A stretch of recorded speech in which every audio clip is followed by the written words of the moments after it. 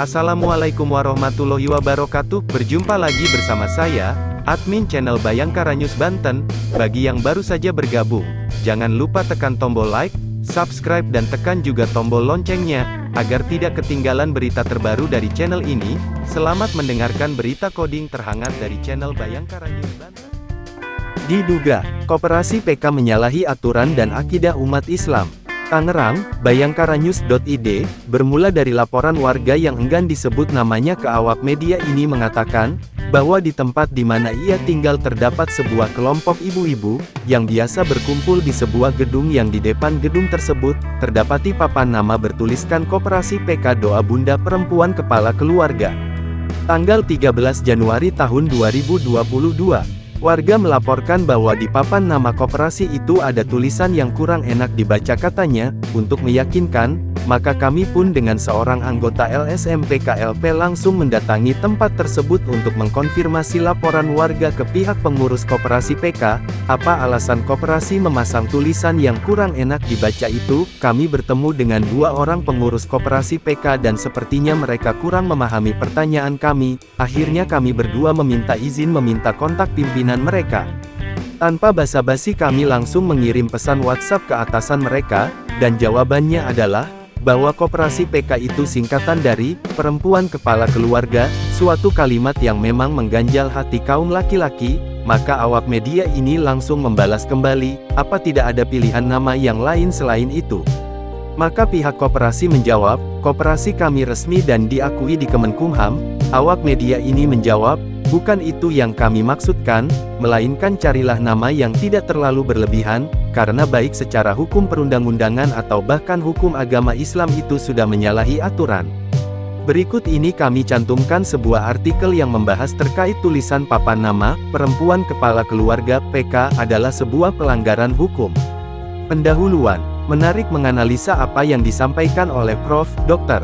Atto Muzhar MA dalam diskusi hukum yang diselenggarakan oleh Badilah pada tanggal 4 Agustus tahun 2015 lalu tentang muatan pasal 31 ayat 3 Undang-Undang Perkawinan UUP tahun 1974 dan pasal 79 ayat 1 kompilasi hukum Islam HI yang berbunyi, suami adalah kepala keluarga dan istri adalah ibu rumah tangga.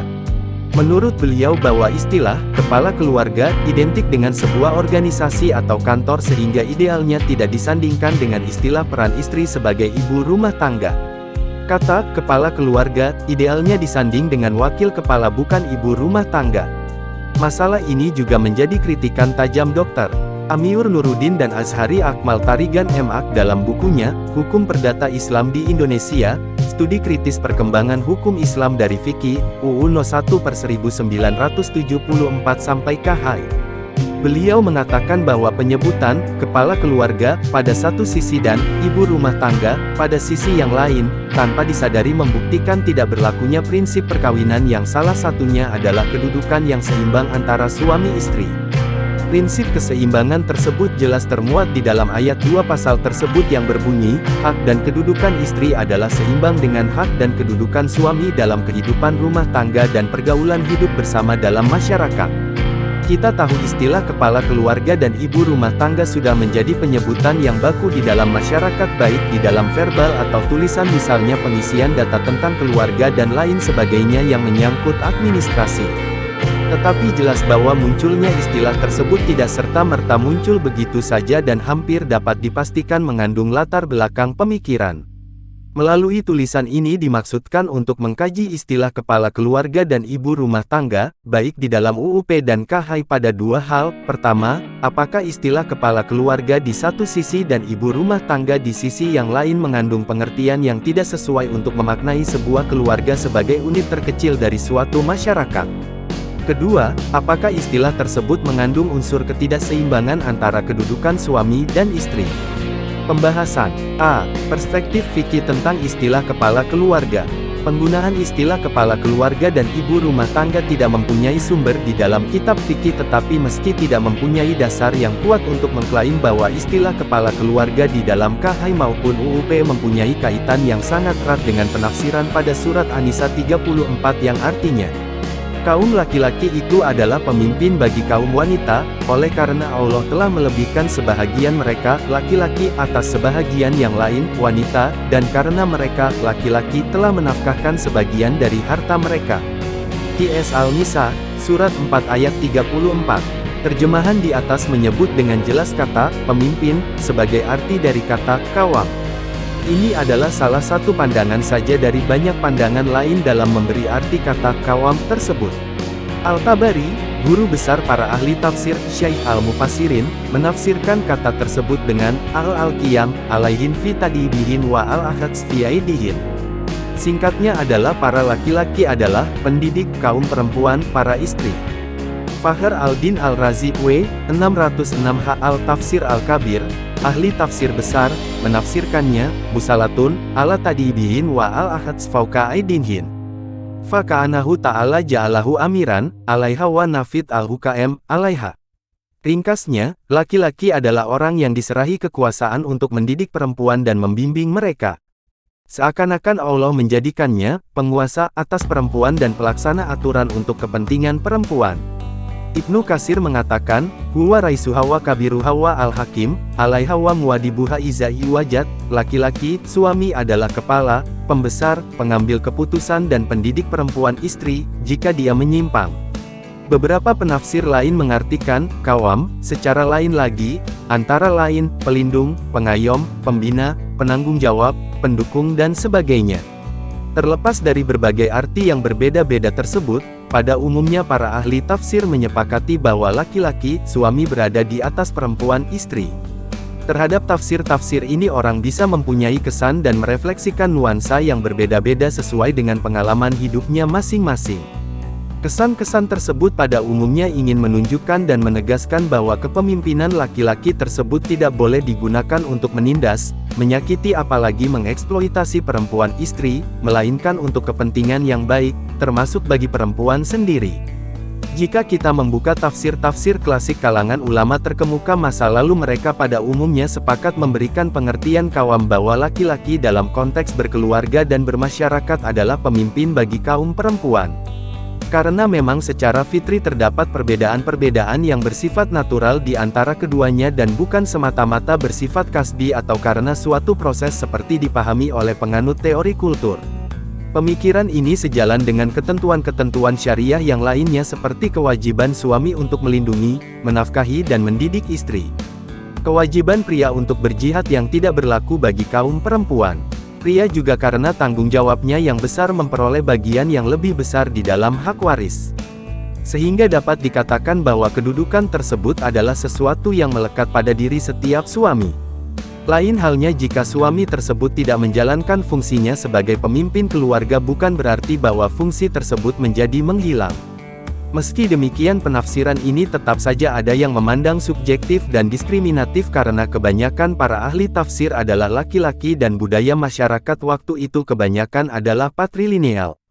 B. Perspektif peraturan dan perundang-undangan. UUP dan KHI menyebutkan, suami adalah kepala keluarga dan istri ibu rumah tangga. Secara tekstual kata kepala keluarga disandingkan dengan ibu rumah tangga terkesan tidak sinkron dan tidak balance. Penggunaan kata kepala idealnya didampingi oleh kata wakil atau kata lainnya yang dianggap pas untuk mendampingi tugas sebagai kepala. Tetapi menurut penulis, penggunaan dan penafsiran kata tersebut erat kaitannya dengan faktor kebiasaan dan kultur bangsa Indonesia yang menempatkan posisi atau kedudukan suami itu sebagai kepala keluarga dan istri adalah sebagai ibu rumah tangga. Meskipun kultur ini tidak persis sama dengan yang ada di negara-negara Arab Timur Tengah. Karena peran perempuan Indonesia sudah lebih maju dan lebih besar dari perempuan di sana. Tetapi untuk memimpin keluarga masih dapat dianggap mempunyai kultur yang sama. Oleh karena menurut penulis sebaiknya tidak perlu diartikan terlalu jauh dengan pendekatan gender atau feminisme sehingga dianggap pasal tersebut menempatkan kedudukan istri menjadi tidak seimbang sebagaimana statement pada ayat berikutnya dari pasal tersebut, yang berbunyi, hak dan kedudukan istri adalah seimbang dengan hak dan kedudukan suami dalam kehidupan rumah tangga dan pergaulan hidup bersama dalam masyarakat. Secara kontekstual kata, kepala keluarga, dan ibu rumah tangga, sudah menjadi yang ideal untuk menggambarkan kedudukan seorang suami sebagai orang yang mempunyai tanggung jawab dalam memimpin keluarganya termasuk mendidik, membimbing dan melindungi istri serta anak-anak termasuk menafkahi di dalam sebuah rumah tangga. Lebih sederhananya seperti yang disampaikan oleh Dr. Mukti Arto dalam diskusi penulis kepada beliau bahwa di dalam keluarga sebagai unit terkecil organisasi sehingga harus ada yang memimpin atau lebih sederhananya lagi posisi suami sama seperti ketua majelis, bahwa majelis hakim harus ada ketua. Kultur suami adalah kepala keluarga saat ini masih melekat di dalam budaya masyarakat Indonesia dan sangat masuk akal jika kepemimpinan rumah tangga itu diletakkan kepada suami yang tanggung jawabnya telah diuraikan dengan rinci dalam pasal 34 UUP dan pasal 80 ayat 1 SD 3 KHI. Selain termuat di dalam UUP dan KHI, istilah kepala keluarga sudah menjadi istilah yang baku di dalam perundang-undang lainnya. Di dalam Undang-Undang Nomor 23 Tahun 2006 tentang Administrasi Kependudukan pada pasal 61 disebutkan, KK memuat keterangan mengenai nomor KK, nama lengkap kepala keluarga dan anggota keluarga, .bst. Istilah kepala keluarga juga sudah menjadi istilah yang umum baik secara verbal maupun di dalam tulis-menulis dan administrasi resmi.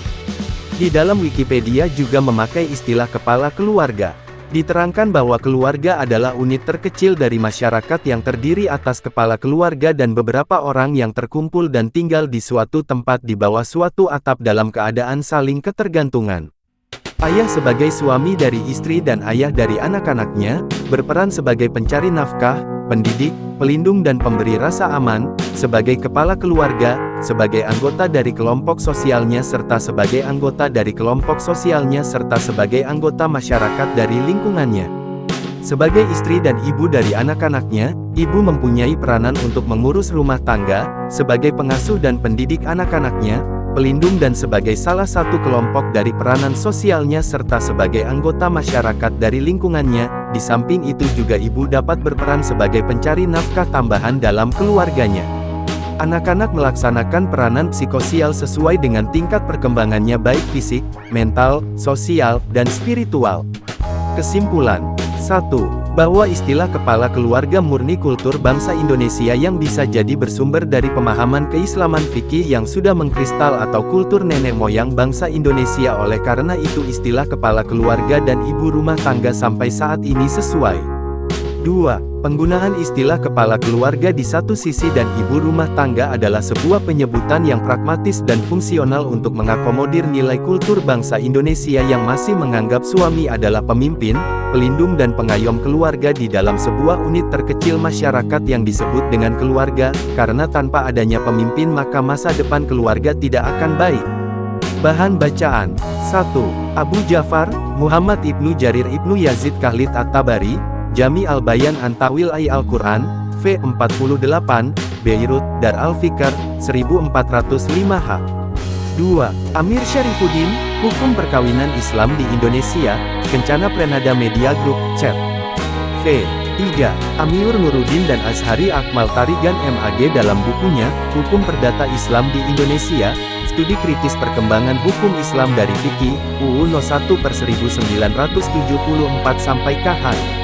4. Fakhr Al-Din Al-Razi W.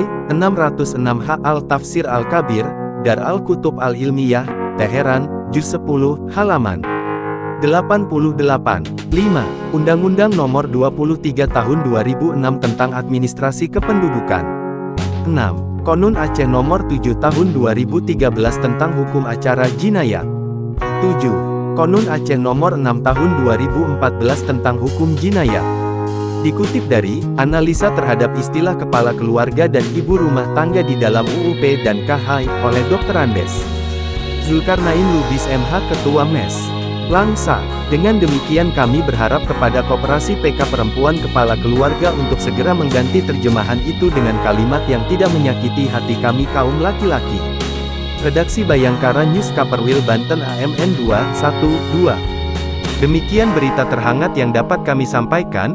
Kritik dan saran tinggalkan saja di kolom komentar. Admin Bayangkara News Banten mohon undur diri. Nantikan berita hangat lainnya hanya di channel kesayangan kita, Bayangkara News Banten. Wassalamualaikum warahmatullahi wabarakatuh. Salam sejahtera untuk kita semua.